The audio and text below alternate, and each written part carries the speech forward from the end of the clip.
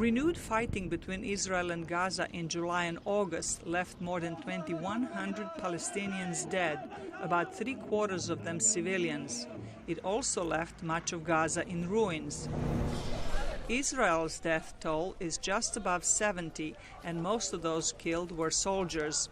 Human Rights Watch said Thursday that some of the Israeli attacks violated international laws. Our report issued today found that in 3 different cases, Israeli attacks on UNRWA schools in the Gaza Strip, where thousands of people were seeking shelter from fighting, were attacked unlawfully. In one case in Beit Hanun, several mortar shells landed right inside the school. In the Jabalia school, some people had moved from Beit Hanun to seek shelter after the Beit Hanun school was hit, moved to Jabalia, and then it was hit several days later. Then in Rafah was the 3rd case we looked at, where an advanced missile hit a motorcycle that was right outside the gates of an UNRWA school, killing about 10 people there. Israel has announced its own investigation into the Gaza war operations, including attacks that killed 4 Palestinian children on a beach and 17 people at a UN school.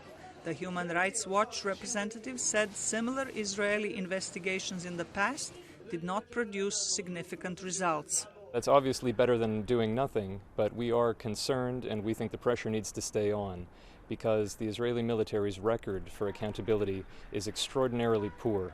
The Israel Defense Force has said it had evidence that the school area was used by militants to fire rockets at Israel.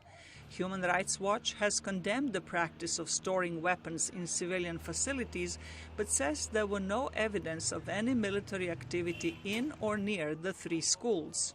A UN representative visited Gaza Thursday to assess the needs of civilians who were left destitute by Israeli shelling. And we need resources. We need funding to rebuild for both the refugees and the non-refugee families in Gaza. The United Nations is urging the lifting of Israel's blockade around Gaza to ease access for humanitarian aid and construction material. During his visit this week, Norwegian Foreign Minister Børge Brende said aid alone is not enough to rebuild Gaza. I think this is a question of what to import, but also the possibility of the people in Gaza to build a real life for themselves so they can start to produce, have the small and medium-sized businesses that usually flourished in this area to again be rebuilt and start to then have decent income.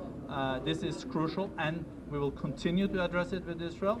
Lifting the blockade has been one of the main conditions of Gaza's Hamas leaders during negotiations for the current ceasefire.